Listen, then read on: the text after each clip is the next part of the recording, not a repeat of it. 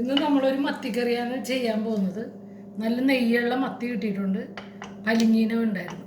അപ്പോൾ അത് വറ്റിച്ചാണ് വെക്കുന്നത്. അതിനുള്ള ചേരുവകൾ ഞാൻ ചട്ടിയിൽ റെഡിയാക്കിയിട്ടുണ്ട്.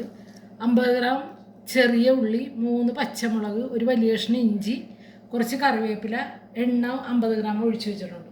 ഇനി ഇതിൽ വെളിച്ചെണ്ണ. ഇനി ഇതിൽ 1.5 സ്പൂൺ എരിവെള്ള മുളക് പൊടി, 1 സ്പൂൺ കാശ്മീരി മുളക് പൊടി, 1/2 സ്പൂൺ മഞ്ഞൾപ്പൊടി, ആവശ്യത്തിന് ഉപ്പ്. ഇത്രയും നമ്മൾ ഇതിലോട്ട് ഇടും.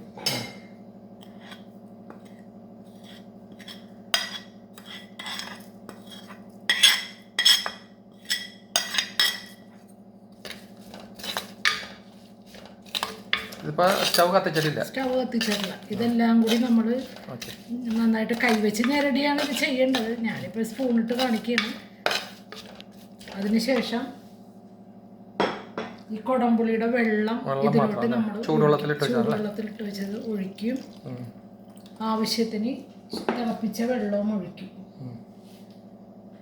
ഇത് വറ്റിച്ച കറിയായ കാരണം ഒരുപാട് വെള്ളം വേണ്ട, കുറച്ച് വെള്ളത്തിലാണ് ഇത് ചെയ്യുക.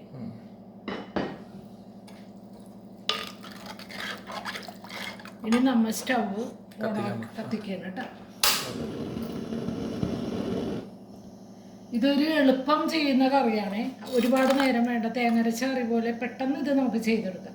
അപ്പം ഇങ്ങനെ വറ്റിച്ച കറിയാണെങ്കിൽ കുറേ ദിവസം ഇരിക്കുകയും ചെയ്യും. അങ്ങനെ ഒരു പ്ലസ് പോയിന്റ് ഉണ്ടായി. ഇനി ഇതൊന്ന് തിളച്ച് കഴിയുമ്പോൾ മീൻ പിറക്കി ഇടണം. പിന്നെ അത് വറ്റി കഴിയുമ്പോൾ ഓഫ് ചെയ്ത് പച്ച വെളിച്ചെണ്ണ ഒഴിച്ച് മൂടി വെച്ച് കഴിഞ്ഞാൽ നല്ല മത്തി വറ്റിച്ച കറിയായി. അപ്പോൾ ഗ്രേവി തിളച്ചിട്ടുണ്ട്. നമ്മൾ ഇനി മീൻ ഇതിലോട്ട് പിറക്കി ഇടണം.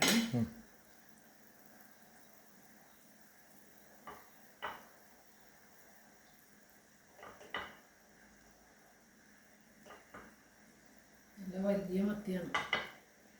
ഇത് കപ്പ പുഴുങ്ങിയതും കൂട്ടി കഴിക്കാൻ നല്ല കോമ്പിനേഷനാണ് കേട്ടോ. മത്തി വറ്റിച്ചത് നല്ല നെയ്യുള്ള മത്തിയാണ്ട് നല്ല ടേസ്റ്റ് ഉണ്ടാവും. ഓക്കെ, പരിമീനൊക്കെ ഇട്ടുണ്ട്.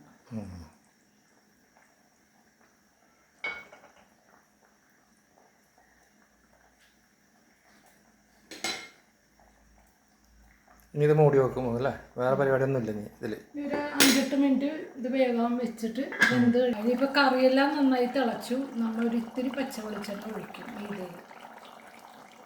ആദ്യം വെളിച്ചെണ്ണ ഒഴിച്ചു, ഇപ്പോഴും വെളിച്ചെണ്ണ ഒഴിക്കുന്നില്ല. ഇതൊരു മണത്തിന് വേണ്ടിയാണ്. നല്ല